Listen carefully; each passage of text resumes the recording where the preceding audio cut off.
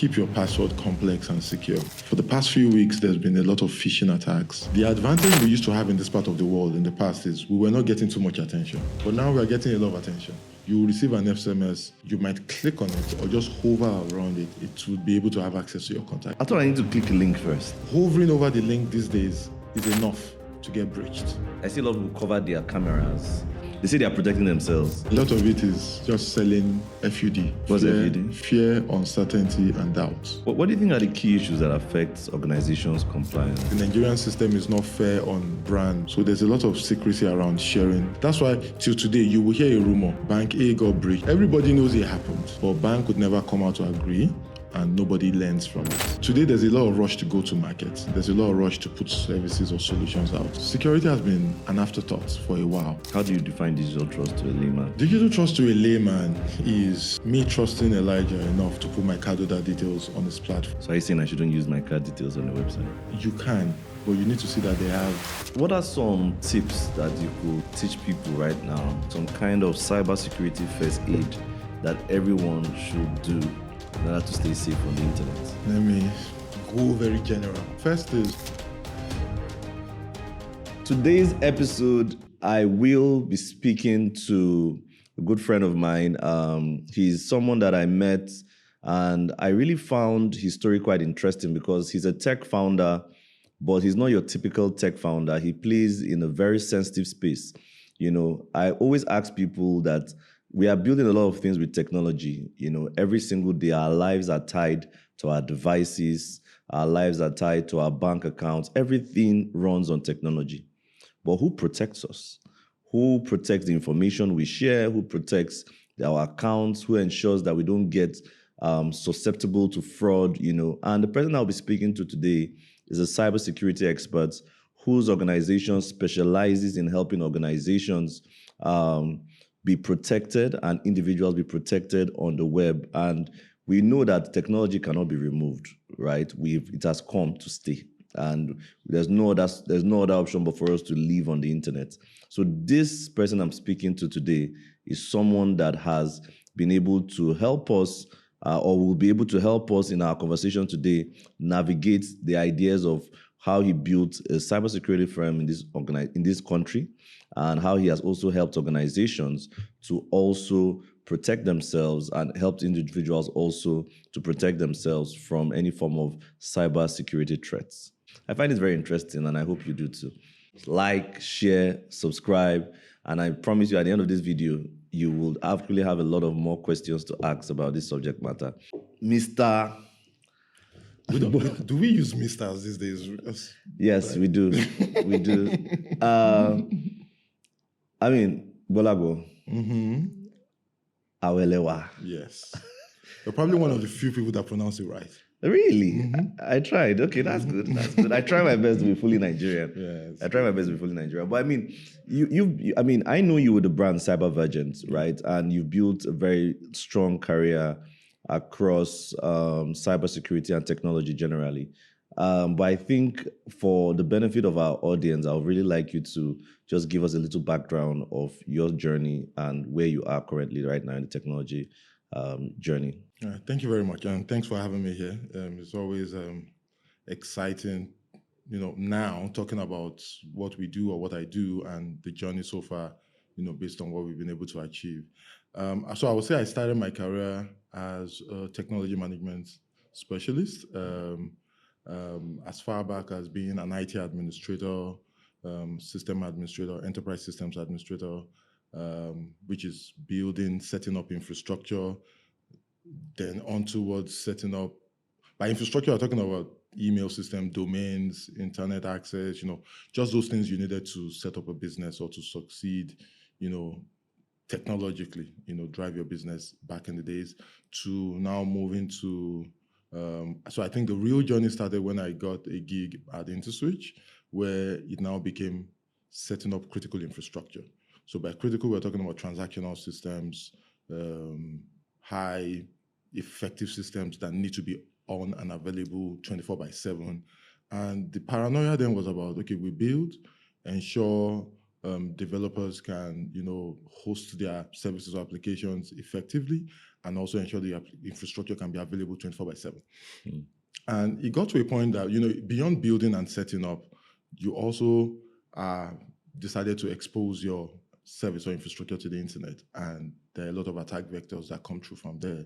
And then you needed to protect your business from such attack vectors. And so I remember then InterSwitch was like, okay, we build infrastructure. There was no specific security team. So the same infrastructure guys needed to think through how to secure the infrastructure. And I remember then my boss, who is my partner and co-founder even with Cybervergent, said we needed to come up with those security measures. We needed to comply to some specific global standards. So then InterSwitch, based on the business of transaction switching for MasterCard and Visa, needed to comply to some standards from a MasterCard and Visa perspective. And that's where PCI DSS came up. And we went at it, the requirements. We got an auditing firm from South Africa to come down, and we scaled. And in our minds, we're like, we can do this as a business. We can actually help customers or organizations that carry out such business, which is transaction switching, which are just the banks then. I think there were 24 major banks then. They narrowed down to 24 banks. And so we were seeing revenue generation from the team sitting in InterSwitch. And, we engaged the business then at that point that, hey, we think it's something, because then we're a major cost center. An IT shop is a cost center. Every organization, we spend money. We buy licenses. We go for training. They complain about us. You guys spend too much money. You're not bringing money. And okay, we think we can make money now. So let's get at it. But as at then, the direction of the organization, of course, the transaction switching is an e-payments, digital payments organization. They won't think cybersecurity. And we're like, we think it's something we can do. I also had gotten to a point in my career where I had managed infrastructure. In fact, at some point, I remember my MD then, very cool guy, says, like, I'm the best IT support guy he has ever seen. And in my mind, I'm like, but I am ready to pivot. I need to, so yeah. So I left InterSwitch to, go pursue that dream of being a cybersecurity specialist. Fortunately, I'll say fortunately, because that's what birthed Cybervergent today. My boss too was at that point, because we always had those conversations that, what kind of name should we even have? Because if the business was going to be a revenue generating business unit, what name should show the kind of service? And then we play around words. So even the name InfoPrive that would become, we had thought through it, and it had come up then while we were still in the system.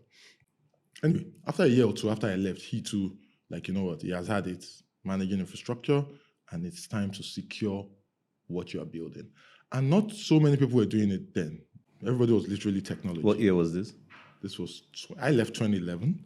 So all these conversations was 2009 to 2011, thereabouts. So, but there were no cybersecurity companies then. But there were people that had cybersecurity endeavors, capabilities, and were trying. And it was a good opportunity. And so we made the decision. So he pulled out and set up InfoPrive. InfoPrive, then we started as a GRC company, advisory, helping organizations comply to global best practices, cybersecurity global best practices. There were specific standards then. Major one then was PCI DSS. So provide advisory, implement controls. So when he left, I also joined him. I was at Altec West Africa then, a secure printing organization. They were into cybersecurity too, but it's a South African company. Major focus was separate from cybersecurity. They were trying to grow it. So immediately he came out, I joined him, and we started pushing with InfoPrive. And our first full clients were some of the customers we had from InterSwitch, which is people that knew us in InterSwitch. Oh, those were the sharp guys, so we should be able to trust them. So we got opportunities with some tier one banks then, and we kicked off implementing security controls. By security controls, I'm talking about measures you put in place to secure transactions or to secure customer data, typically. And tier one banks, one or two, then more standards came out, and thanks to CBN pushing for advancements in the financial services, sector, they would literally look at what is happening, global best practices, what standards are out there.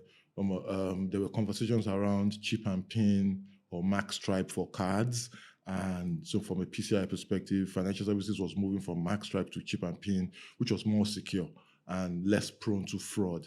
And our job then was to provide our advisory to financial institutions majorly on controls to put in place, and controls most times are not just technology. Controls are policies, processes, even people, training people, having the knowledge to manage critical card order details, and all that. And we were in that space, and technology took a major push, like rocket speed, different technology initiatives. Technology became more nimble. Cloud started, there was more focus on speed and turnaround time compared to just even being able to deal and transact on the internet. And from there, with innovation comes exposure from a cybersecurity perspective. And if I fast forward quickly, I'll tell you about AI today. So a lot of people are doing AI, but you see, we, the cybersecurity guys, are like, okay, this AI, this is the exposure we are getting. So AI is like a tool. So you can do positives with it, you can do negatives with it. So we are sitting and saying, okay, for the negatives, what controls need to be in place, to ensure it's not impacting that business that would jump on it negatively. And today we have a lot of customers that the initial plunge into the digital space was just, hey, you know what, I'm a fintech and I'm going all cloud. And they just set up without thinking. We call it security considerations. So if you want to build to last, the message is, if you want to build to last, have a security architect, a security organization, or a security specialist. Be part of the growth stage and plan. Your roadmap should be with, hey, you know what, we're growing this business, but we need to also ensure we are securing the business. So it's a bit of like insurance. So operationally, the way you think of insurance, that just in case this business goes down, it doesn't go bad. It's the same for tech too. You put those measures in place just in case. And for every time you advance, you think that with this advancement, there'll be an opening which needs to be covered. So over the years, we've positioned that way, from providing advisory to growing our security engineering practice. Because it got to a point, to help an organization comply to a standard, they need to have some specific controls in place.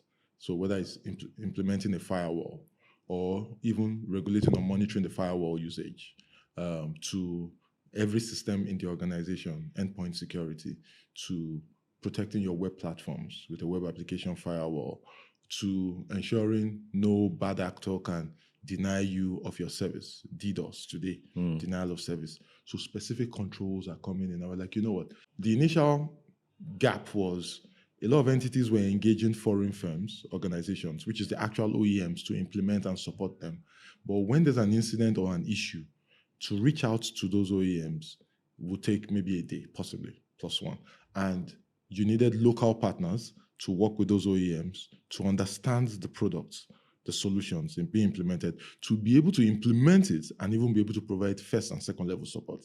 So we fixed that too by building a robust security engineering team under InfoPrive. And so today we implement the best-in-class security solutions and support them. So the value add is we can implement and support, and maybe third level, maybe some customization required, then you need that system engineer in Helsinki or Singapore. But compared to the issue of old, where bank is under duress, but you need to wake up for some engineer to wake up in some other country, or there was that gap, which we are fixing now. So today, when I'm talking to clients or prospects, I say, see, if it's Pidgin English or Yoruba language, we can support you now, because locally we understand the technology and can provide, the support required. But how was it like for you as a Nigerian firm? Because I understand that when you guys started in the space, you were still the few. I don't know if you were the first Nigerian, but like you guys were like early on. Like people trusted more international security experts than Nigerian. How was it like penetrating us? So yeah, we were not the first. We were a couple of us. In fact, some had better leverage than us, because some had some cybersecurity companies, some information security companies that we'll call it then, were set up by some stakeholders that had grown in some maybe financial services or consulting, and they had leverage with the C-level in some organizations.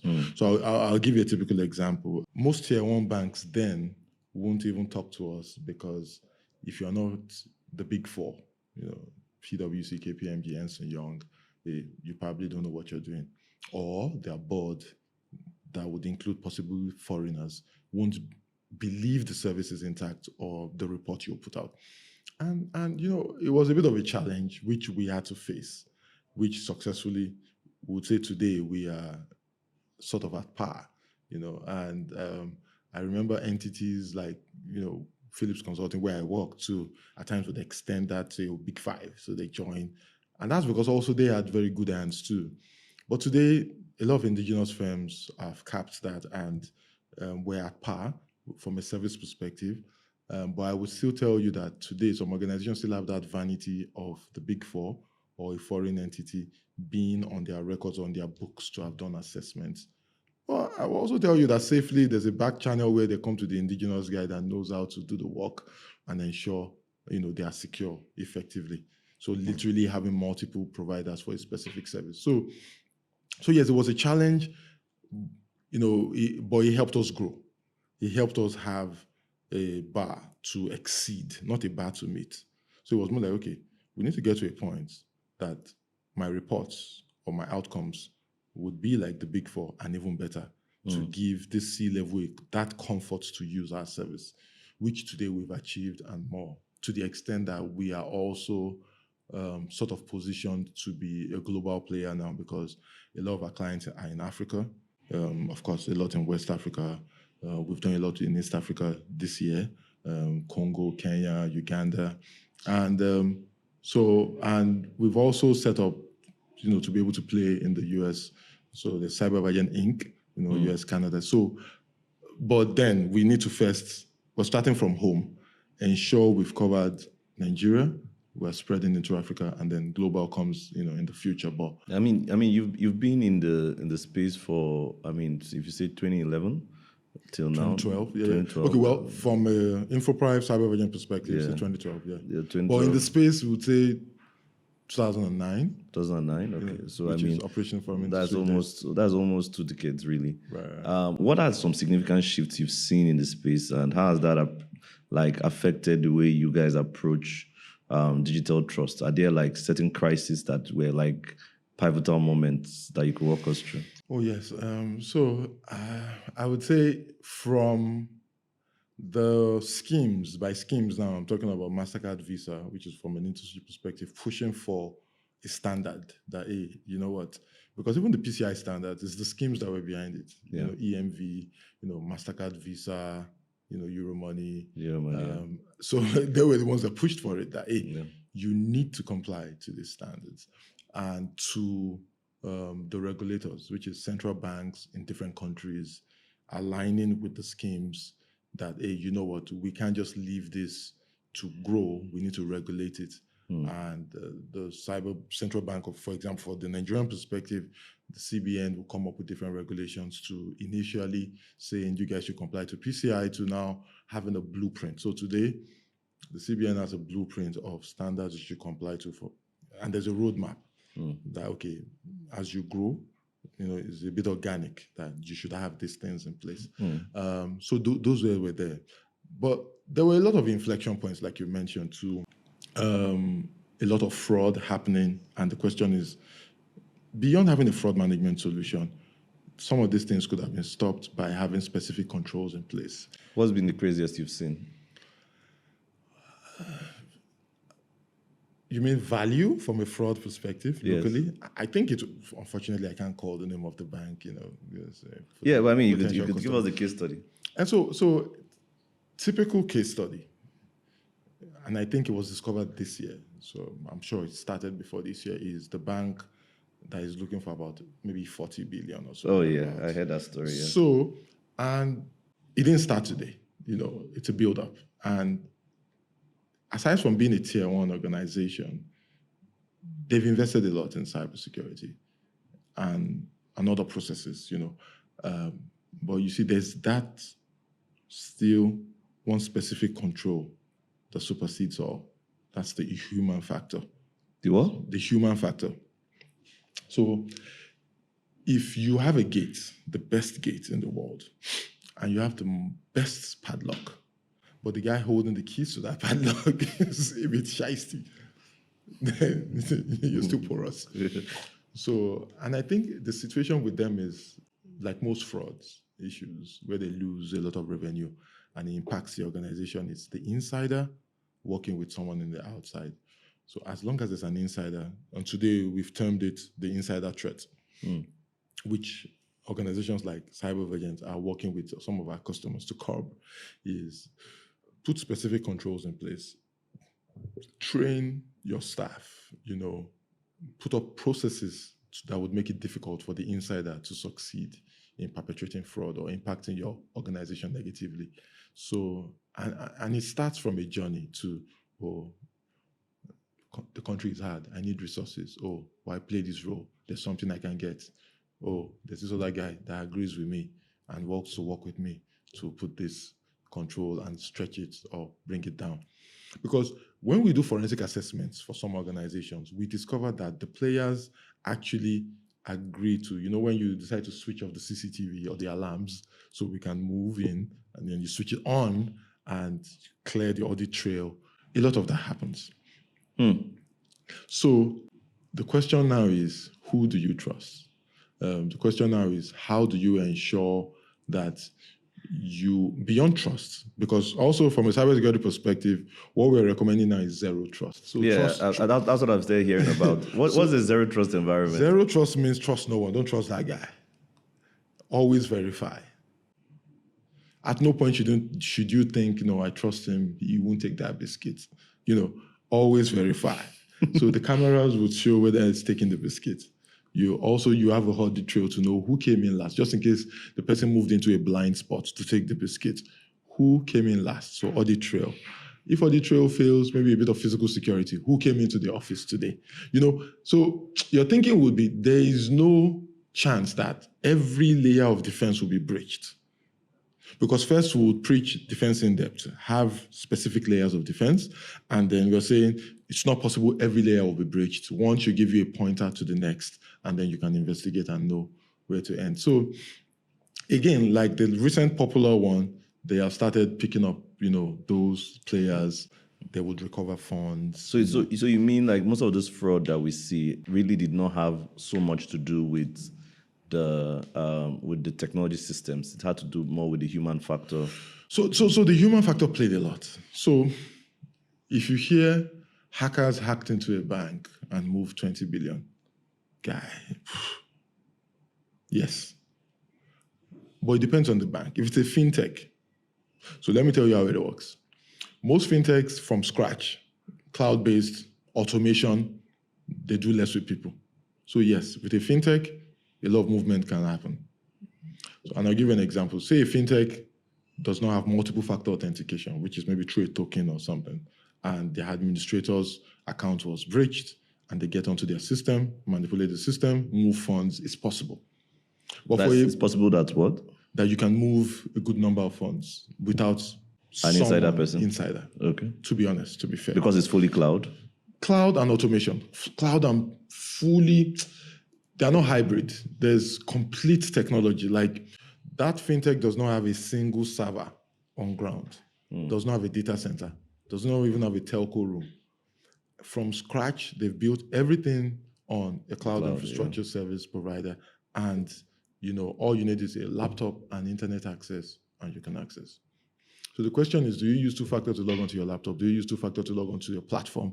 Do you use multiple-factor? Just put a bit of inconvenience in place. Inconvenience for you, but actual security for the service or the solution. Because if you need second factor to log onto a critical infrastructure, it will be an authenticator on your phone, which is similar to a token you are holding. So when we say two-factor, most times it's not that token some banks give us to do transactions. It can be an authenticator on your phone. Yes.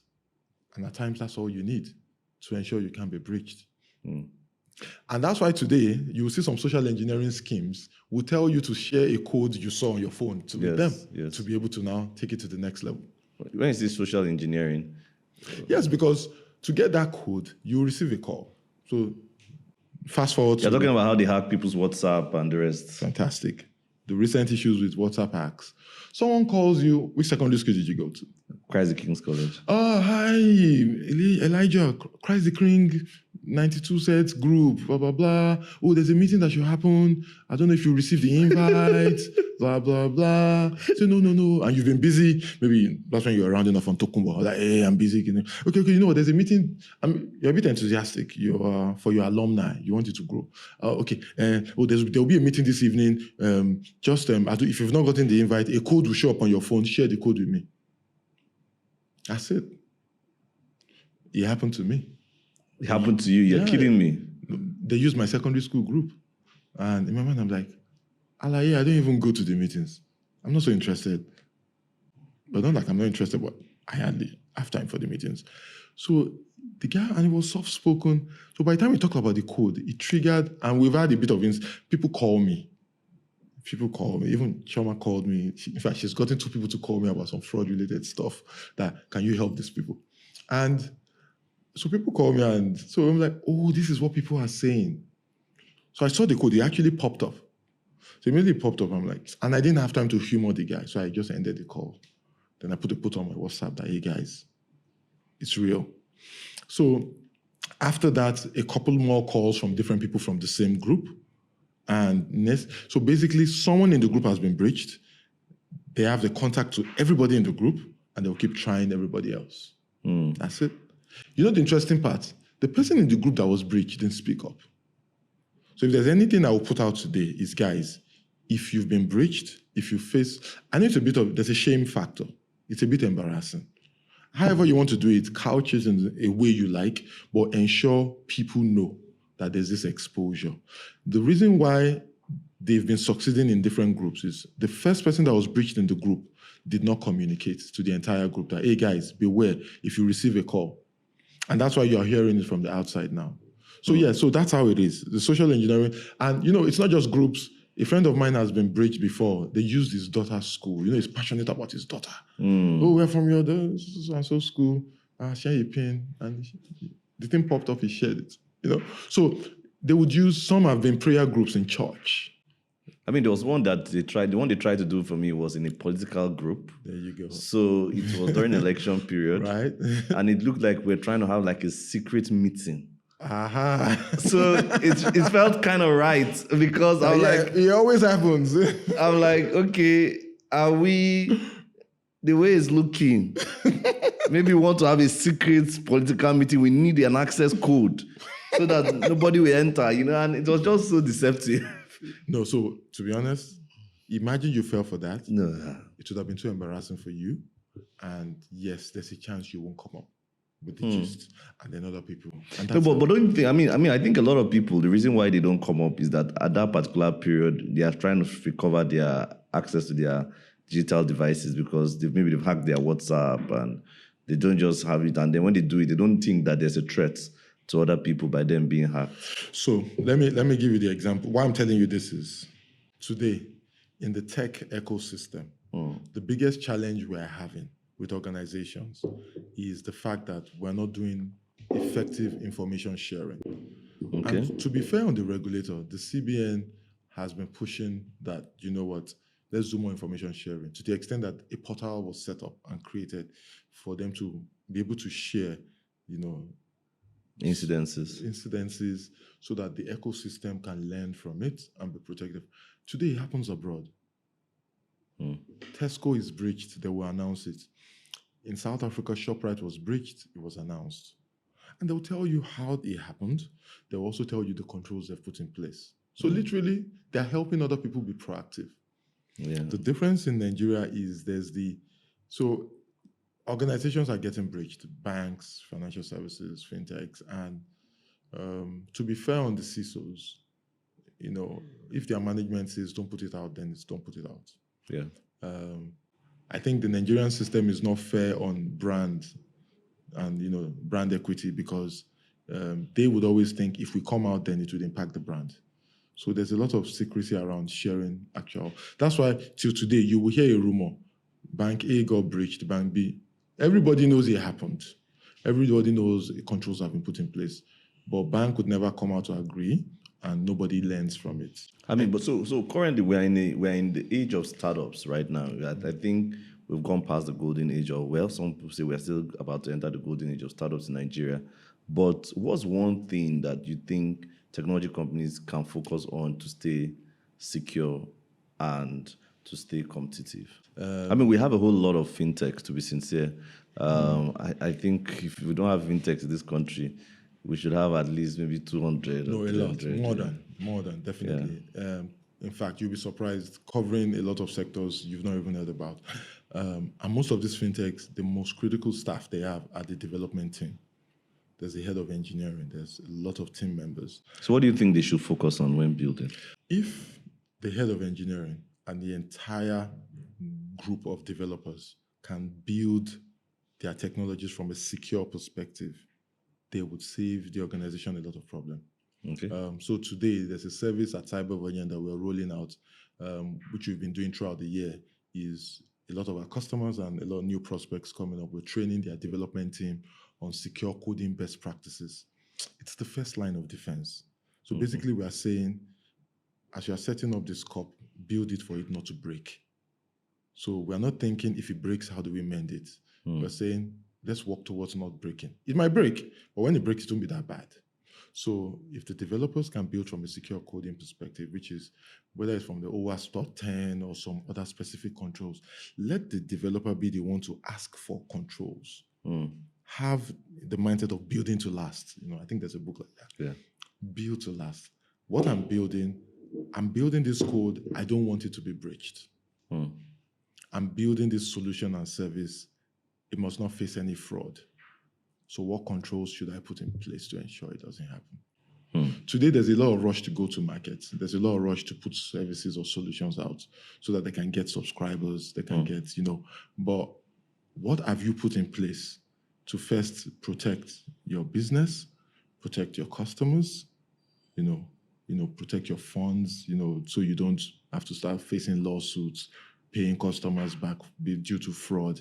What have you put in place?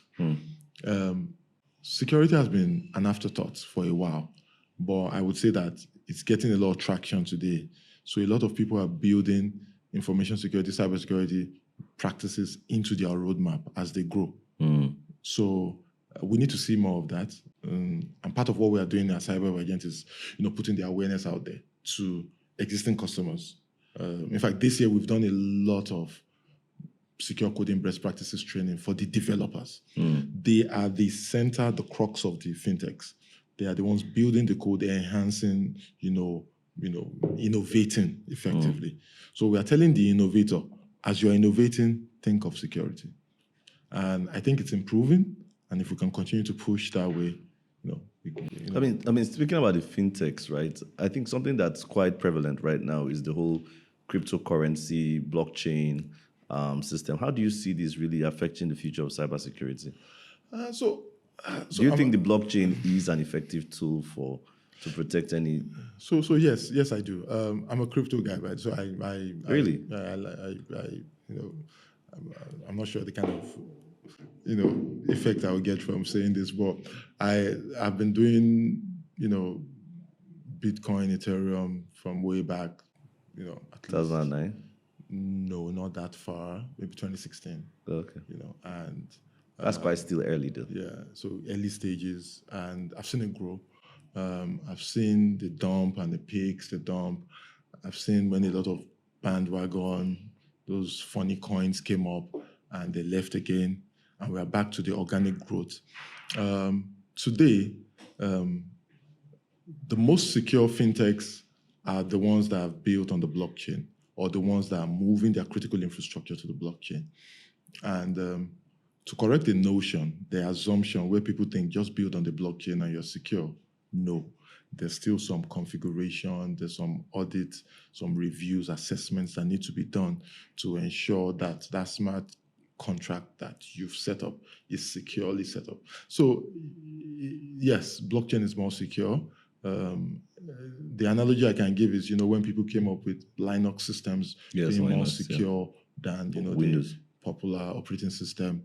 But with Linux, it's not just logging. It's just that easily Linux does not need you to connect to too many third-party solutions to make you secure, but there's still some level of configuration or some knowledge required to be able to set up Linux in a secure manner. Same thing for the blockchain infrastructure.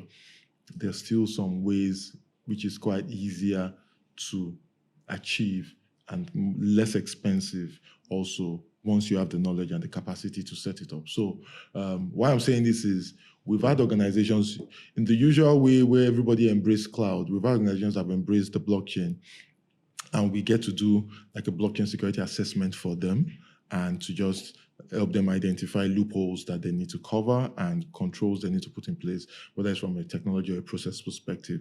But I would say that they are in a better, a more secure space compared to the other guys. But what do you think is the greatest misconception right now that you see around cybersecurity when you work with organizations, especially with management and boards and the rest when it comes to cybersecurity decisions? So let me first use this opportunity to just the biggest misconception from a general perspective is that every cybersecurity guy is rich, that we make a lot of money. So, I mean, well, you guys bill us a lot of money then. So because I remember there was a post about someone interviewing this guy in the US, he said in cybersecurity, but he had the G-Wagon and, I got a lot of hits. So now they make a lot of money. I'm like, guy, I live in Nigeria. But then again, I think the biggest challenge the biggest misconception has been the fact that maybe cybersecurity wasn't needed at that point in time. So you see organizations that have never been breached. And the question will be, why should I spend this amount of money to just be proactive? Yeah, because it's kind of like the insurance thing, right? Exactly. Yeah. So I always start with the insurance analogy.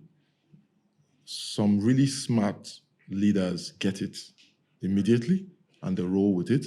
Some we actually need to do more explaining or possibly helping them achieve an inflection point to actually now make that decision. So the biggest misconception is cybersecurity. So when it comes to technology, they can easily put $1 million in it. When it comes to cybersecurity, 100K, come on, it's too much. And but you see, it's those controls. Whether again, like I would say, a lot of the times it's not necessarily technology. It can even be a process of people. By that, I'll tell you, you see a fintech making hundreds of millions of dollars, yeah? And they don't have a qualified, cybersecurity officer, a CISO, a chief information security officer, for example, or maybe DevSecOps, or just have specific processes around your business. And how we are helping them achieve that now, because we've also noticed organizations are too busy focusing on business as usual, making that money so there's the vCISO service now, which we provide today. A virtual CISO. Yeah, a virtual CISO. And more like fractional services. Exactly. So the job of the virtual CISO is actually help you put your security program in place and manage it without you worrying about it. And they'll report to you weekly, monthly, quarterly, annually, and knowing that you're secure. And also the vCISO levels too are not just to just do it because you have to be sure you're working with a reputable organization or entities in this organization have this experience to be able to secure your organization from a proactive point of view. Because they're coming from an experiential perspective that, we've worked with fintechs in the past and we know they've had this issue. We're advising you to put this in place so you don't face this sort of issue. So it's to be honest, from our side, it's an exciting journey. So an organization gets breached and I'm not overwhelmed, I'm not worried. Why? Because I know what to do to fix the problem. But at times I'm sort of excited about the inflection point that you didn't need to wait to this point. But anyway, let's fix this quickly. And then we put an effort to putting the word out there, in a secure way that, guys, you actually don't need to get to this point where you get breached or it impacts your brand and reputation, but you need to put, an experienced person in place to manage your security program. You also need to work with reputable organizations, third parties that would help you put controls, processes, policies in place, help you operationalize the standards. A major issue too today is a lot of organizations have complied to the standards CBN is pushing for, but they've not operationalized the standards. So it's one thing for you to put the standards and another thing for you to operationalize it. So I come to you, I said, Elijah, you need to keep this place secure. Oh, you say, oh yes, you buy that padlock that I recommended. You get the security guy. But when you're leaving, you don't lock the padlock because you just want to be able to come in easily. You don't really educate the security guy. You come someone that is not trained. You bring someone and say, hey, this is the security guy, give him a uniform. Pay him salary safe. No capacity development, no training, nothing. You just meet the requirements, checkbox on the checklist. You understand? Compared to continuous learning, training your staff, compared to putting specific controls in place from a proactive perspective, compared to knowing what's happening on the threat landscape, which is subscribing to an enterprise threat intelligence service that will let you know what's happening in the wild. The advantage we used to have in this part of the world in the past is we were not getting too much attention. But so anytime something happens in China or some developed nation, we hear and we can react and keep ourselves protected. But now we are getting a lot of attention. It's hitting us first now. It's starting from Africa now. It's starting from West Africa. It's starting from Nigeria. So what do you think is responsible for that? Growth. Okay. Specific fintechs are in 12 African countries. Specific fintechs are globally recognized. Unfortunately, I can't call names, but specific fintechs are being acquired by entities in the US. Yeah. And they're an extension of the US business. So our fintechs are doing so well. They are recognized abroad. They've expanded their businesses abroad, and card detail can be used anywhere abroad. Because obviously there's a global network. The EMV network is global. Thank you very much. So, and it's a value add. We're telling Nigerians, hey, subscribe to our service anytime you travel. You're a frequent traveler, Abi. Oh, take our card, use our service anywhere you go. Just jump out of the plane, jump on the cab, and use the card. You're good. But what controls have you put in place to ensure the card details can't be utilized negatively? And that's the responsibility of the fintech to be able to put that. Oh, yes. As you innovate, as you grow, think of securing your brand first. Because see, once you think of securing your brand, you say, okay, you know what, my name is very important. Okay, so what do I need to secure my name? Have the right people, have the right technologies, have the right controls in place. And you're good to go. But speaking about the global growth that's happening and the rise of AI, you kind of touched AI earlier, and AI is fast. People say after the user interface, I think it was Bill Gates that said after the user interface, he feels the next user interface is AI, because AI is going to change the way humans relate with machines, right? And human interaction with machines and how machines become collaborators. So what does AI mean for us when it comes to cybersecurity within organizations? Would we be seeing bots? Will we be seeing AIs that will be trying to breach into systems? Oh, absolutely. Will we be seeing people having to have their own AI that will fight back, kind of like an AI war? Absolutely, absolutely. So very good question. So I'll speak about the positives first. AI in cybersecurity space means more speed for us, speed to detection, speed to respond. Okay. But now major emphasis on detection, because we would leverage that based on understanding patterns, understanding, machine learning, tracking anomalous activities, knowing what the patterns are like, and be able to put controls in place to say, you know what, based on these patterns or activities, we think you should put this specific control in place, before it gets to you. So there's a lot of proactive measures being put in place from AI. Also, there are parts of cybersecurity that involves pouring through a lot of data.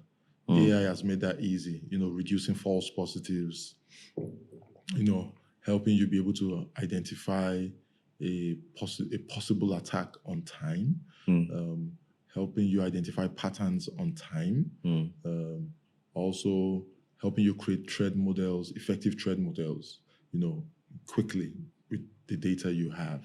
So a lot of positives from a cybersecurity point of view. It enhances most operations. OEMs, most of the providers we're working with, everybody's tuning, optimizing their solutions based on leveraging, artificial intelligence.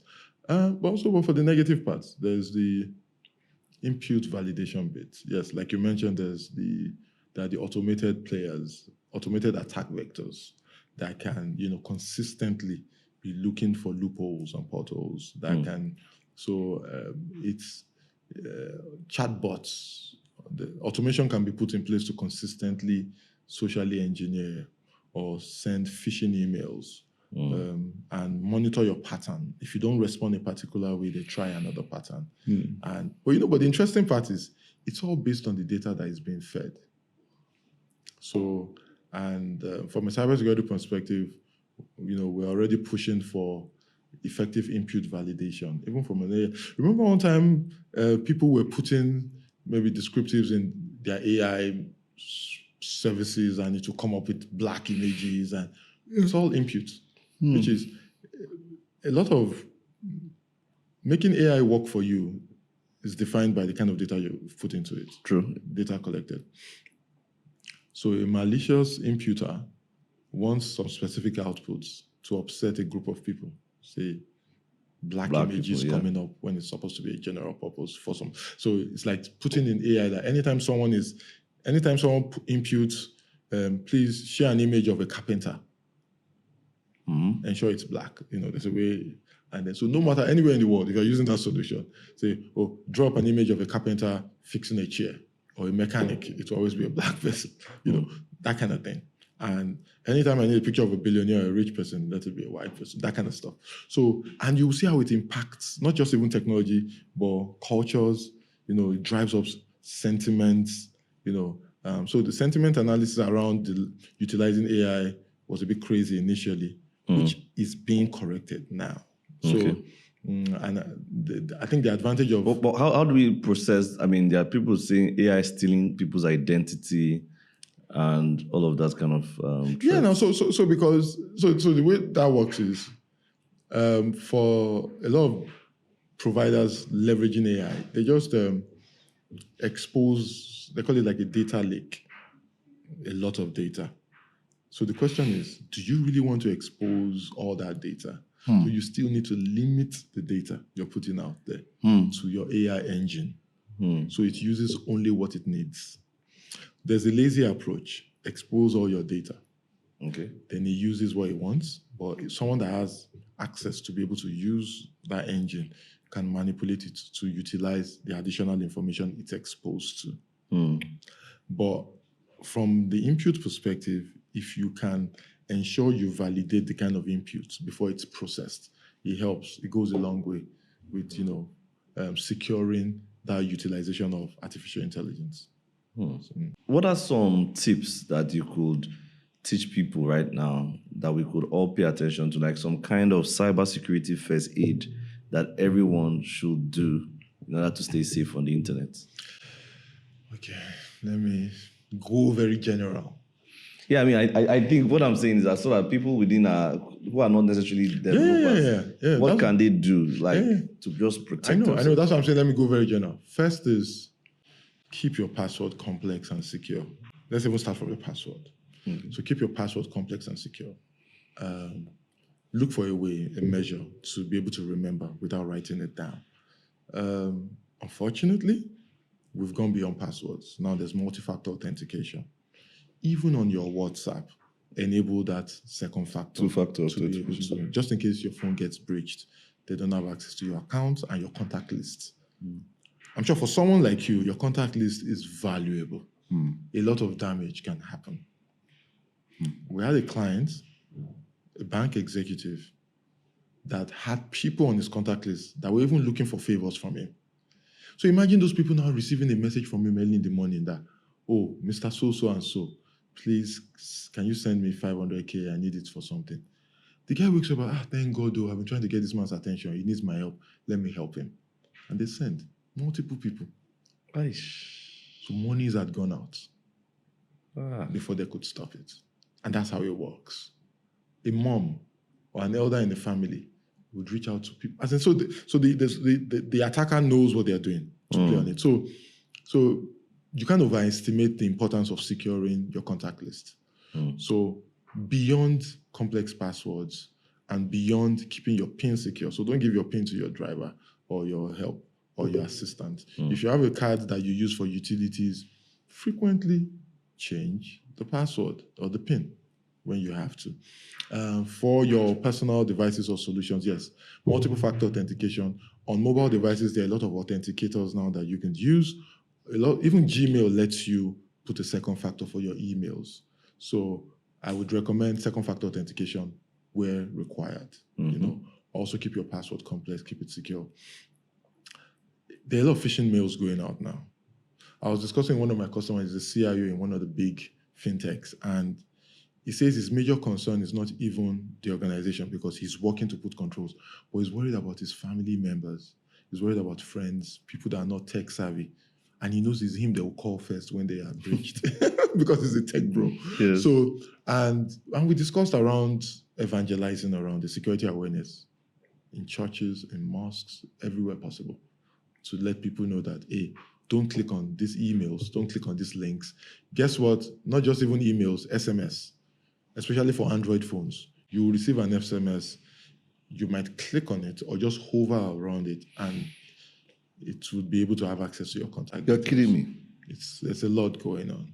So it's, I'll be honest, and this is, I'm telling you, in the past 3 months, like recent, this quarter, there's a lot I will just open an SMS and the person has access to my... You can open an SMS, and... I thought I need to click a link first. So there's a click the link, but now, in fact, someone put that comment. So I did a post on LinkedIn about phishing mails, and the guy is saying, hey guy, hovering over the link these days is enough to get breached. Really? Because it would sort of like trigger some script. Just so in a way, and he's a developer, so he's trying to tell me that, hey guys, there are levels where hovering around it triggers some action. So at times, not opening it at all. At times you want to get to that level of paranoia. Don't open that mail. Don't open that SMS. Just delete, whatever. So, but I would recommend a high level of paranoia. I would recommend a high level of probing and verifying. My wife did something recently. She received a message from a friend, trusted friend, and she called the person. So the person reached out to ask for some assistance, financial assistance, and of course she's married to a cybersecurity juggernaut. So she called the person and said, hey, were you the one that sent me this message? She said, oh yes, they laughed about it, oh, that's why. And then she now sent the funds over. So yes, we need to be paranoid. We need to, someone called me recently to, he's stranded and he doesn't have access to data and he needs to pay. That should help him transfer money to an account. So you know what I did? I asked him some trick questions. He's my guy. So some conversations we would have. Like, what's his nickname? Like, he said, go na me. I beg, let me pay this one. But me, I'm like, hey, guy, it could be some AI set up to... Yeah, actually, I recently mimic your voice. I've recently experienced AI marketing on phone calls. Yeah. Like, bro, it's not because I'm tech savvy. I would have actually believed that it was a human being I spoke to. Now, this was used for good, though. Yeah.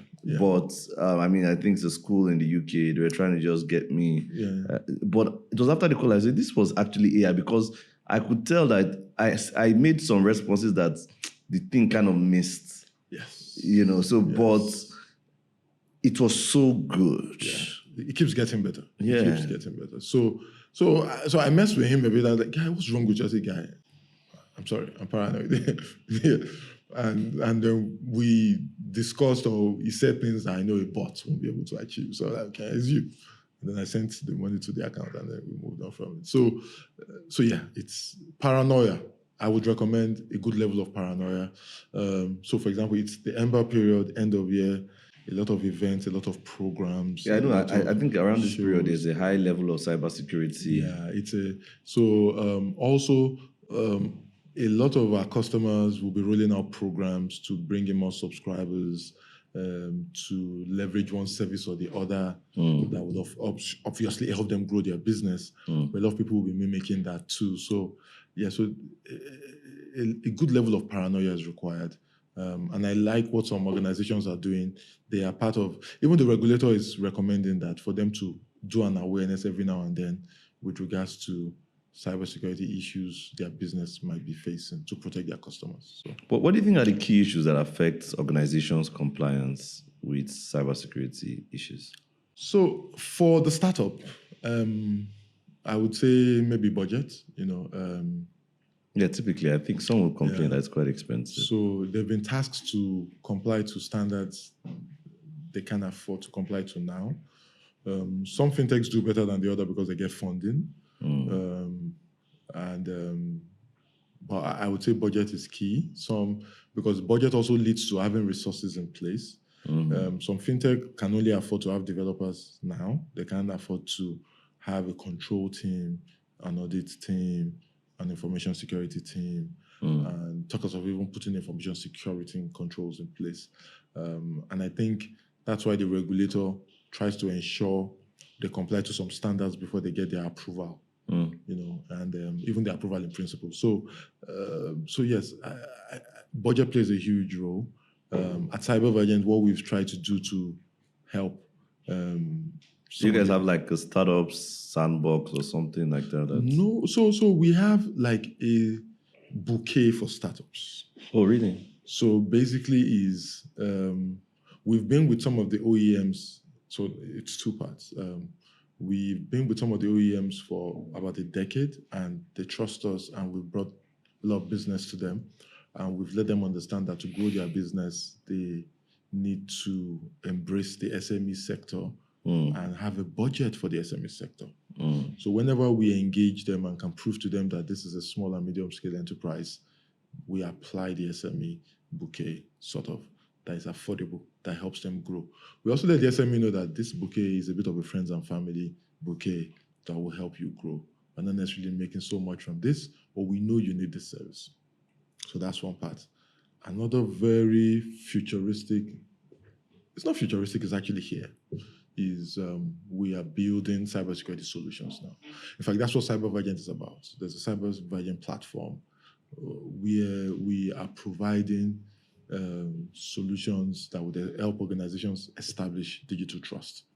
It's a digital trust platform, and I know you mentioned it then. And the components of digital trust, compliance management, security operations, risk management, privacy program, posture management especially for the cloud infrastructure, data security posture management. We have the Cybervergent platform, the digital trust platform, has all these modules available for all businesses. And what we've done is all our customers, are currently being migrated to the Cybervergent platform for the solutions and services we provide for them. And futuristically, we are building solutions from endpoint security solutions to fraud management solutions to API security solutions that would be affordable to the SME and the enterprise business. And you put it together as a bouquet. As a bouquet. So you go to the platform and you can select, which is what's happening with. So Cybervergent is an OEM today. We're providing those solutions. So we're doing well in Nigeria and reaching out to West and East Africa. And we're hitting global as we go into the new year.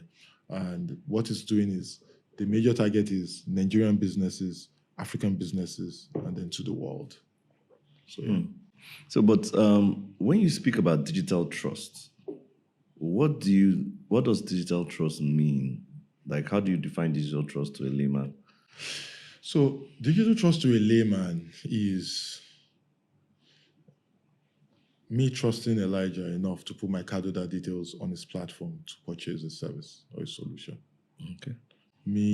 So are you saying I shouldn't use my card details on the website?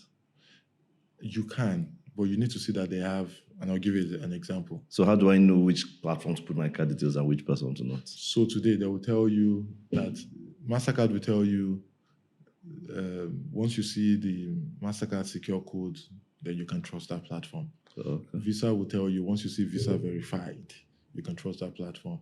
Today, Verve, which is the InterSwitch brand scheme tool, will tell you, just an example. So today, organizations have been putting specific measures in place to establish digital trust. Because first is, I want to leverage a digital channel. What are the things that should be in place to ensure I can trust this channel? As a provider, what are the things I should put in place to ensure my customer can trust my digital channel, literally.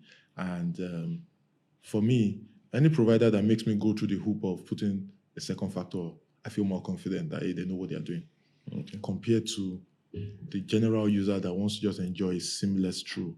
They put in details and move on. So people are becoming a bit paranoid that I think it's okay to log into my Instagram page using second factor, because now I have 200,000 followers and someone can hijack my account. I need to keep my page secure. That's the point. So what you're doing there is establishing digital trust. So, I mean, currently now, there's been the rise of biometric forms of authentication, facial ID, fingerprint, are those like some form of, are they very secure? Because I think something that has bothered me was that I think there was a time that on my phone, my business partner's face could just open my phone. And it wasn't that I set it. Just for some reason, it was just acting up. How secure are those forms of security? Because I typically would think they are very secure. So I don't know. What are you guys finding out there? Is this something that people should trust? So yes, to be honest, to a great extent, it helps. In fact, from a convenience perspective, I recently enabled facials to be able to do transactions. I do it too on my banking app, and but that's also because you will go through specific controls before you can even log on, which is the actual biometric. So in a way, it feels like multiple. So I do biometric for this. I also do my PIN and facials for the actual transaction. I've also seen situations where someone mentioned that their friend, in fact, I know someone that said the close friends' facials could open their phone, but it wasn't consistent. So yes, there are those situations where the facial structure is the same, eyebrow, and all that, which if you look at it, do you know that for every time you do an iOS upgrade, Apple is putting measures in place to ensure they correct the biometric effect on the OS. Yeah, I think eventually when I did my own upgrade, his face stopped. Thank you. So that's it. So, and that's the essence of zero trust. That's also, you've heard of not even zero trust, 0 day. So there's that opening that there's no fix for it yet, and it can be utilized until the provider fixes it. So what OEMs are doing today is they have teams available to identify 0 days on time and be able to put controls in place, quickly roll out a patch, do an app upgrade, and push to their solutions. What are 0 days? 0 days are those vulnerabilities that don't have a remediation yet. That's technical. 0 days are gaps that have not been closed, and there is no means to close it yet. So it means if a bad actor picks it up, they will be able to utilize it. So a 0 day vulnerability is a vulnerability that was identified this moment and can be utilized immediately. What OEMs are putting in place is, due to these bug bounty programs and some other programs they're putting in place, is to be able to capture, identify 0 days and be able to update signatures on their controls quickly to close that gap. So today, a very responsible provider has put different channels in place. In fact, bug bounty is about paying people. Yeah. So me now, if it's money I want, once I identify a 0 day, instead of giving it to a bad actor to perpetrate evil, I give it to the OEM and they pay me for it. That's it. So different programs, different... That's like ethical hacking? It's ethical. So some you don't even need to hack. Some happenstance, you happened upon it. Some you didn't even look for it, but based on your savviness, you know that, hey, this is a vulnerability. And then you get more findings and you prove to them that, hey, guys, I found a vulnerability in your code. I found a vulnerability in your solution. I found a vulnerability on your device. Oh, thank you for finding it. Take $1,000. Please let us know when you find more. That's nice. Again, so organizations have that sort of program. Interestingly, I know some fintechs in Nigeria have put that in place too. Bug bounty programs with third parties, and I'm sure it's open to developers too. Anybody that can report and they can verify that it's valid. So I think that bug bounty is good because it would help a lot of people spot things ahead of time. Yeah, because the truth is, you won't be... One thing you can't get out of me, no matter the amount you give me, well, I think, is that you'll be 100% secure. I can say 99.9, 99.5, 99.7, 99.8. But there's always that curve you need to always catch up with. So our own job is keep our customers ahead of the curve. And I mean, recently I came across some issues. I don't know if you saw those. Currently now they call them. I see a lot of people cover their cameras. You know, I see a lot of people like even. I mean, they say they are protecting themselves. You know, and then you see people receiving emails whereby they will tell them that you were watching porn and we have videos of you and blah blah blah. Send money to this amount, this email address, or else. Or send bitcoins. It's usually Bitcoin they'll use. Send Bitcoin, and then or else we'll release your content to your contacts, that kind of a thing. So I'm sure some of it. So to quickly address the porn bit, I'm sure some of it is probably legitimate. Maybe, I guess. I mean, porn is one of the most visited sites. Yeah, but a lot of it is just selling FUD. What's FUD? Fear, uncertainty, and doubt. Okay. So a friend called me one day. I get a lot of calls like that. My guy, my auntie, big woman, she received a mail. The guy has been threatening to expose. I now asked him, guy, did auntie go to a porn site? Dude says he's not sure. I now asked another question. Did auntie record herself in any mode or stuff? He says no. I said, go and tell auntie. If she didn't record herself, or nothing, she should move on. That's it. And that was the solution. Going to the site. So if you want to show my video that, I just captured your video, you're in a porn site, hey, I'm watching porn. But did I record myself naked doing in some compromising position and you have it? If they do, I'm sorry, I can't help you there. It's beyond my own jurisdiction. But then again, to now go to the functional part of covering your microphone or covering your camera is the listening effect. And I think a lot of people caught that wave when, Mark Zuckerberg used to do it a lot too on his laptop. He would cover he would use like paper tape and stuff. Oh, really? Yeah. Mark Zuckerberg used to do it? Yeah, a lot of people. So in fact, a lot of people do it because he does it, not like there's anything to it. In fact, when you do it, it makes you look brilliant or intelligent, like you have something to cover, but then again. But in reality, I'll give you an analogy. Today, you are discussing with your partner on buying Louis Vuitton shoes, and then you start receiving emails from unsolicited shopping platforms or you go to Facebook or you're on Google, and then you start seeing ads for LV. It happens a lot, So are we being listened to? Absolutely.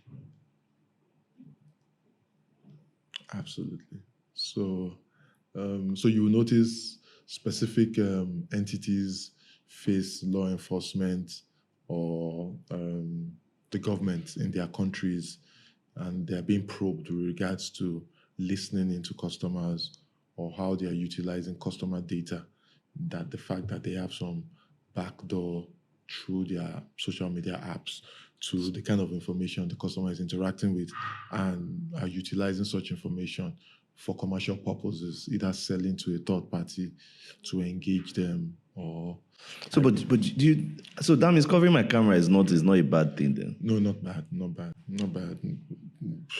Truth, in fact, now you even see laptop providers put a latch there if you want to cover, so you don't use tape instead. So covering your camera is just even one of it. I know a lot of people that don't use some specific devices, Amazon devices, the Siri, the listening devices that people put in houses. Oh, Siri, play my favorite song. Oh, Siri, what's the weather like? Oh, Siri, Alexa, call a cab for me. Alexa, do this for me. Well, I think there's an Alexa beside it there. So it's an Alexa. So she's been listening. She's female, I'm sure. Yeah. She's been listening to us. You'll be surprised what she'll bring up.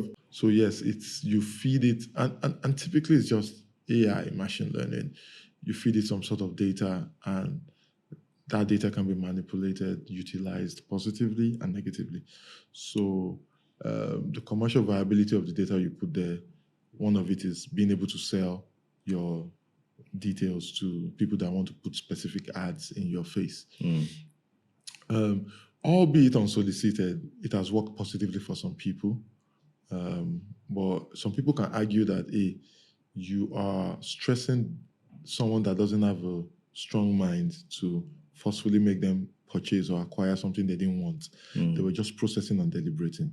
To some other people, they're saying they're making it easier to bring it to you to be able to utilize. I mean, so there are different arguments. So there are different arguments. So it's a continuous conversation. The most important part is you, that third party, protect your customers from such listening. Because I mean, there are a lot of conversations around GDPR, data protection. Yeah. But then again, you see, data protection, GDPR, there's an alignment with when you put data on a platform, on a channel. Now we are saying listening. Listening can be a bot listening while you're a web platform, hearing what you're saying, and then showing you that, buy ice cream or buy shoes. Because I'm thinking, right? I know that I came to understand that cybersecurity goes beyond just someone trying to hack into your system. It's just about your general exposures that you have when you experience the internet, because our devices can be local to us, but the moment they are connected to the internet, they become open to exposures and threats, right? Am I correct with that? No, yeah. So there are different stages when someone is targeting you. There's a reconnaissance stage where they literally get all sorts of information about you. What do you like? Where do you go? What do you do? What have you posted on social media? You're at a Ikoyi club today. Oh yeah. Someone trying to get you knows you're always at a Ikoyi club and you take pictures and you put it there. They wait for you. You're at the polo club. You always post pictures about you and your boys at the polo club, blah, blah, blah. So by the time you get a call about some polo tournaments in Rwanda, blah, blah, blah, you fall for it. You would get it. They will get you. So that's why you see some people, when you Google them, you would hardly find anything, So you would, for example, for me on Facebook, at some point, every picture I've posted on Facebook, I just limited who can access it to close friends or people I know, sort of, compared to before where it was open and it was just fun. To everybody, yeah. On Instagram, what do you post? If you're not in entertainment or social media influencer stuff, or a business trying to put things out, then you manage the sort of information you put out. I've seen people struggle to put stuff around their kids out, just because it might be an entry point for them. So depending on your paranoia level, specific controls are put in place in managing the data you put out. So there's a personal responsibility of putting just only the right information out there, only required information. Then there are providers that let you know that irrespective of your info, we've put specific controls in place to ensure you don't follow who you don't want to follow, or who you don't want following you does not follow you until you click on follow. So in a way, a lot of decisions are being made by the human to expose yourself. Because you want to get a specific benefit.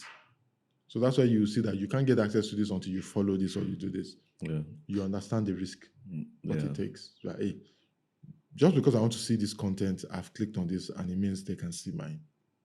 So that means from what you said, from the conversation today, one of the things I'm getting is the fact that a large percentage of the cyber threats that we fall for or that happens has willing actors or unwilling, or some form of willing or unwilling, willing or unwilling actors involved in the process by giving some level of permission, to the system to just allow threats to come in. Yeah. So it's not so much about just the vulnerability of the system.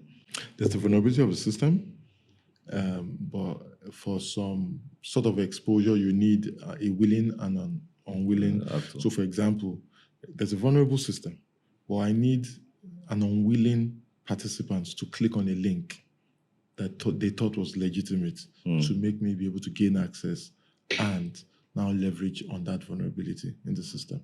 But okay, then again, I don't know if you saw the story about two Nigerian boys who were taken abroad for what do you call that thing? Sex I've forgotten the term.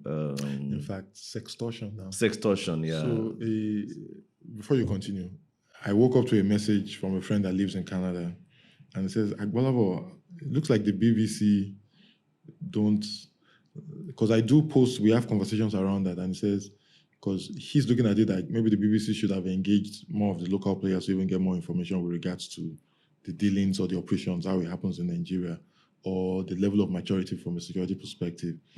That it looks like the BBC don't have you on speed dial. That he doesn't like seeing posts like this, because he's a cybersecurity guy too. And I think it's speaking to the level of advancement we've achieved locally compared to what that post was communicating.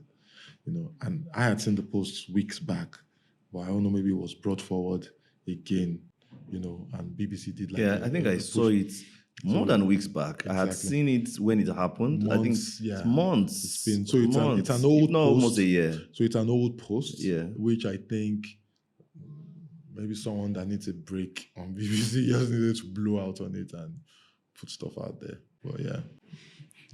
And if you look at that domain now, it's more personal for the people that were engaged.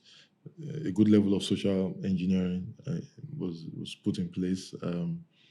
And there are a lot of activists out there too now that try to protect such people against those young guys, like that listen to and follow through with their acts, identify and expose them before the victims get swindled or affected. Yeah. I think what made this go out was because someone committed suicide. Yes, the person they were trying to release his pictures committed suicide and killed himself. Just couldn't live with it and all that. Meanwhile, so the interesting thing is it's the ones that come to social media we hear about. Yeah. But this is happening every day. And some people come out, a lot don't, because of the shame factor. Shame comes in two ways. Either, yes, indeed, I was involved and there's something to show for it, or I was swindled and it's too embarrassing to say I was swindled around this. I think it reminds me of this movie. I don't know if you saw the Idris Elba film, where I think I've forgotten the name now. It was about something like this, whereby the people in the UK, they had gotten some information on them and they were making them do things they didn't want to do, because they were so scared of. I know he has a series that made a movie, Luther. Yeah, So, that's it. Yeah. So I think it's on Netflix too. Yeah, it's on Netflix. I think when I watched it, I just really saw the extent of cybersecurity and how it affects our daily lives. No. A breach is major. A breach. I mean, people literally protect their phones from their spouses because. No. So let me give you a typical example. My wife would forgive me for this. So you know how, for example, we're here now. Yes. She needs to know I'm here, and like whatever video or picture you've taken, I'll share with her that is done with the podcast, stuff. So then I was looking for a way to communicate her, because my wife if I want her to post me, all I need to do is send her a picture. She likes it, she just puts it up. And she's good heart, good spirit. She's just proud of her husband. She just put it out there. So one day I sent her a pictures. We did I think it was a production. And we needed to wait till it was launched or put out before you can even use. So I sent it to her just for her own viewing. So I had to put a caption. Please, for your own viewing, don't post on WhatsApp. She fell off her chair. She had a good laugh. Like me. I said, yes, I know you will post it. Same thing for my mother-in-law. I'm like, she would post it. So I have to say, babe, don't send it to mommy yet. Just wait. That kind of stuff. So at times, the normal human having a good time as a human being, just celebrating themselves, put things out, and then someone has a different agenda about it. So me, based on my own paranoia, I'm putting specific controls in place to manage that, which is what I did with my wife there. But those are the things we need to do at times that are not expensive, but more informational awareness. Information management. Yeah, information management. I think I've seen like even young girls, social media right now. I see one of the things that are trending is they will say, do not post your location when you are still at that location. Yeah. Pictures from your location. You should have left that location before you post. I think that's some level of paranoia that people are putting in place. typical example. So they'll tell you, they go UK well now. You can't wear an expensive watch in London, as in some parts of London. Yes. You get robbed. Yes, yes. So, so there's that first part of boys that can bust you when you come out of that restaurant or stuff, because they're probably looking out for rich folks that can afford such an amount of food. And if you're wearing a watch, they track you. If you're taking the tube, before you get your cab. There's also that part where you're hanging out, so we're having a good time, and you post and you're still there. Like, oh, I'm here popping and we're here till the early morning. Hey, oh yeah, now. And they see that you're wearing a very expensive shirt or wristwatch. Expensive watch, They'll come meet you for dinner. So yeah, now, let's pop to the early morning. I'm outside waiting to you're ready to take the tube or the black cab when you're done. So yeah, different ways. So maybe it leads to kidnapping, leads to robberies, leads to anything. Stabbings. Yeah, it could be anything. So yes, there's that paranoia. And truth is, it's the world we've come to live in. And yes,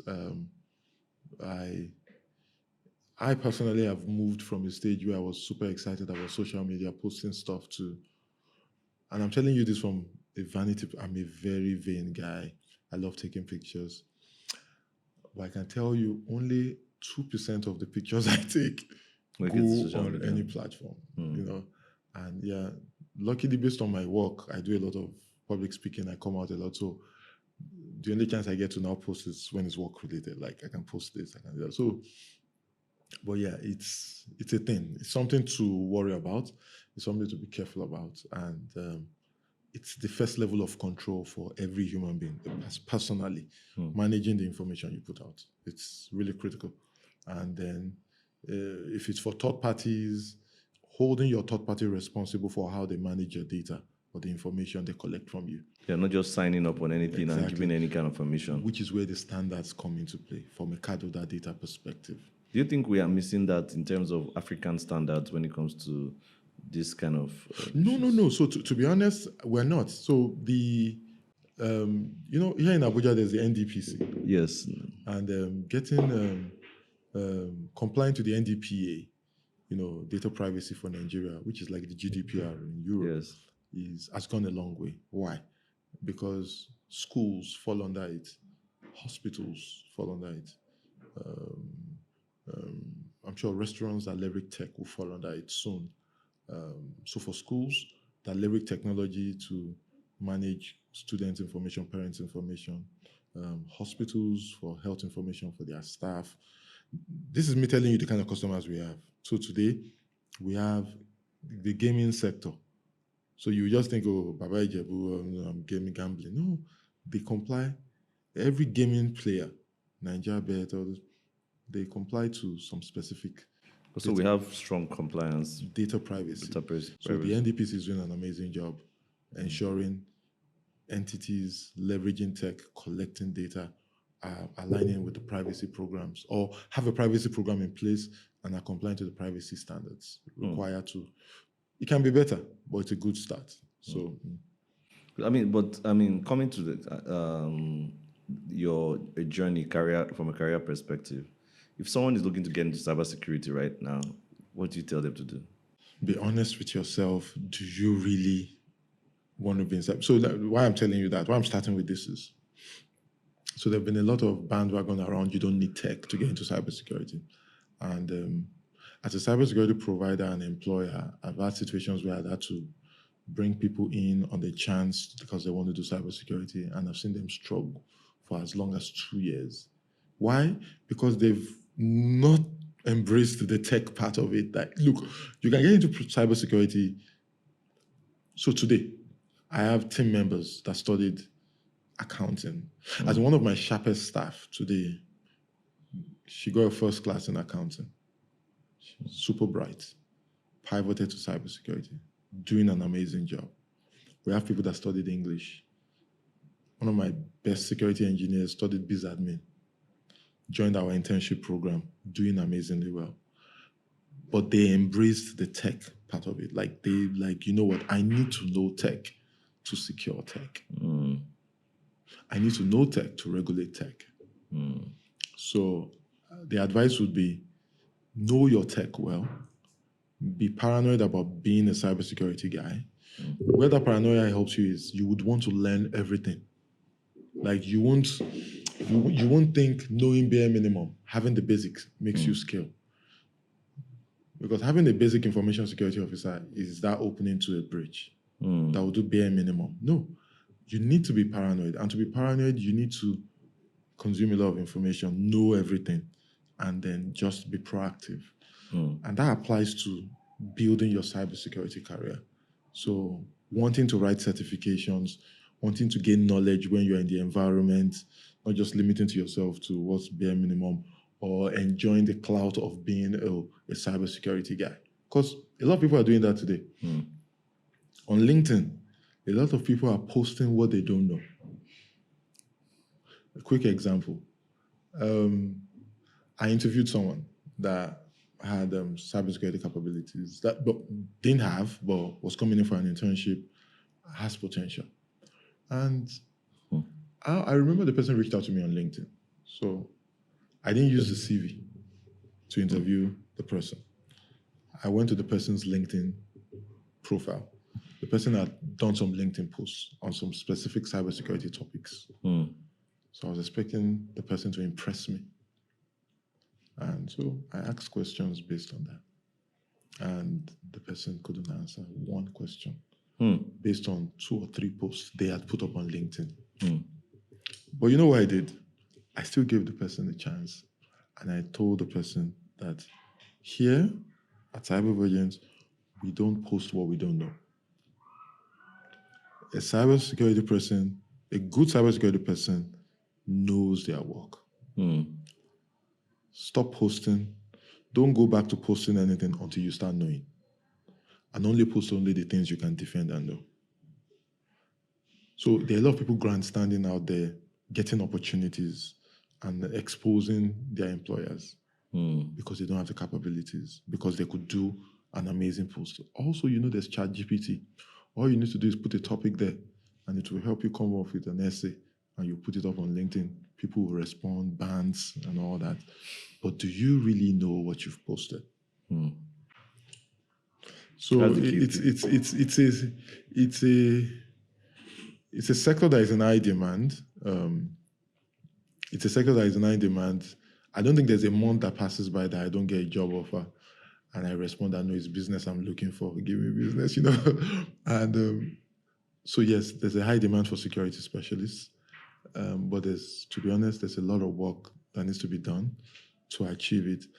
And it won't be a lot of work if you're enthusiastic about it, if you want it. So, but you just know that it's what you need to do to be at that level. So, so my advice would be, if you are not up for the work it takes to be a cybersecurity specialist, please don't go into it. Because you face the possibility of embarrassing yourself and your organization when a breach occurs. As someone that's deeply involved in shaping the future of digital trust in Africa and globally, what's the thing that's keeping you up at night? What worries you? What do you think we could tweak to get it right? So what's keeping me up at night now is, first is, it feels like the bad actors are doing much more than we, the protectors. Like, there's just a lot in the wild now. For the past few weeks, there's been a lot of phishing attacks. In fact, I did a post on LinkedIn and my WhatsApp status, I put it out there that guys beware, to the extent that I myself has been spearfished. Like, I'm like, no way, it's getting that bad. And a lot of more awareness needs to be put out there. And a major challenge we are facing is every skilled cybersecurity person now is moving out of the country. So yeah, it worries me a lot. So at Cybervergent, what we've done is we've intensified on our internship program. We are training and retraining consistently to have resources available to work with us to service our customers and to be able to train our customers too. There's a knowledge gap issue.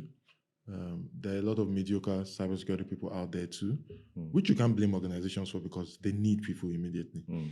So I worry for organizations not putting adequate controls in place from a finance perspective. So they look at costs, which you can't blame them for, by the way. They look at cost of security controls and they settle for, because you know that thing they tell you about. In fact, there's a funny part about why wear a fake Rolex in London when they'll stab you, so you possibly lose your life, and your watch is fake, by the way.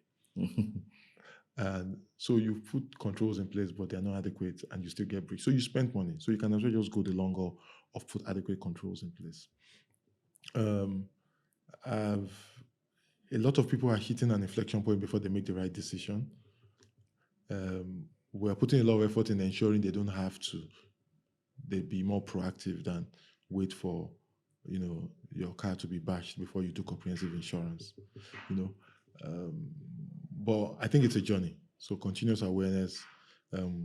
Also, for the cost perspective, we building solutions that are tailored and localized to Nigeria, Africa, to the world, would make it more affordable for businesses to put controls in place, to secure their businesses.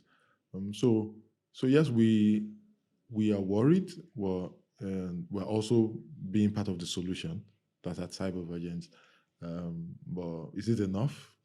We'll find out. But it's a journey. But the easiest and the most inexpensive control is awareness, which programs like this that you're running would help, achieve. Is put it out there. Let that look. I'm not going to cloud it. The paranoia is required. Be paranoid. That's the only way you can be safe. Be a bit paranoid. Think twice or thrice. Just, am I sure? Should I? Am I? It's key. The paranoia is required on a personal level. At an enterprise level, the conversations should be had and plans should be put in place to have controls in place, however you can afford it. But I think the spotlight is on Africa now. The spotlight is on Nigeria now, and there would be more attacks. There would be more breaches, and we are positioning to just be able to serve and protect when it's required. So, but yeah. It's like that, when you watch firefighters abroad, in a way they sleep, but they know they can be called at any point in time. So they're really not sleeping per se. So like this year, we've done every quarter, we've done a minimum of responding to an incident twice. And that's either like a fraud happened or there's a breach. And then we're working with that specific customer to respond, clean the systems, and then protect to ensure it doesn't reoccur. And at times it can be a lot of work. Are you seeing more rise of Nigerian princes? So the Nigerian prince is not necessarily Nigerian, but it has become a narrative. And I'll give you, I think it was sometime last year, a white guy, a British or American guy, was arrested. For being a Nigerian prince? Yes. So, business email compromise, BEC, it's like they will say, the Yahoo boys will say it's a format. Yes. So someone picks up that format and templates and continues to use it. So that means a lot of time when they're saying Nigerians are fraudsters, people are just masquerading as Nigerians. See, all our brothers that have jackpot, all our people in Canada will tell you that the Indians and the Pakis do more than us. We are just lousy. Same thing for in Dubai, in the Middle East. Nigerians are just a bit lousy. They hear from us. But our brothers in Asia are doing more damage. On the web. More clandestine, calmer, smooth. More smooth. Yeah, I mean, when I even saw Hush Puppy, when I listened to the article, I mean, the guy that was literally feeding him it's not a Nigerian. He was just a picker, from what I even saw. Exactly. It wasn't even. So we are just, based on our nature, we're out there, So we're not really high on the food chain as people think that we are. We are. I'm just saying that there are other players there that are actually higher. We are not number one, and we are not number two today. But the template will be used because of how we've put ourselves out there. Okay, the brand is more of a brand thing right now. Because that's what you've never seen that. Have you ever seen a BEC mail that says Asian Prince? No. The African story speaks to it. The African prince that has an oil block. It's better. It's a better narrative. It works. Yeah. So it's more of the narrative, and so people it's like they've picked it up and they're putting it out there more for us. So yeah. Interesting. All right. Thank you very much, Gbolabo. Thank you for making out time for this. I mean, you. this was an interesting, almost 2 hours, and time went by so fast with these our conversations. Thank you guys for watching.